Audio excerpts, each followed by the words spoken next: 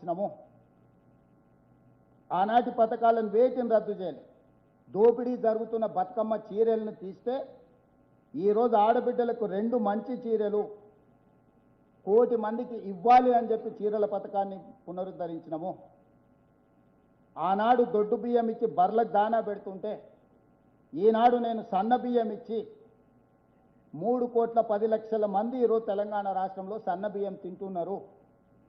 Ration కార్డులు నేను ఇచ్చిన, 500 రూపాయలకు సిలిండర్ నేను ఇచ్చిన, 200 యూనిట్లు ప్రతి ఇంటికి పేదవాడికి 50 లక్షల కుటుంబాలకు ఉచిత కరెంటు నేను ఇచ్చిన, 3,10,00,000 మందికి సన్న బియ్యం నేను ఇచ్చిన, రాజీవ్ ఆరోగ్యశ్రీ 10 లక్షలకి నేను పెంచిన, 21,000 కోట్ల రూపాయలు 25 లక్షల మంది రైతుల కుటుంబాలకు రైతు రుణమాఫీ నేను చేసిన.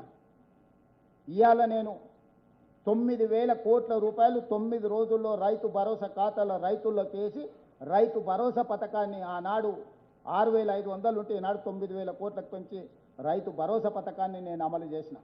షాదీ ముబారక్ కళ్యాణ లక్ష్మి కొనసాగించిన. ఏ ఒక్క పథకాన్ని కూడా చంద్రశేఖరరావు ప్రారంభించింది నేను రద్దు చేయలేదు.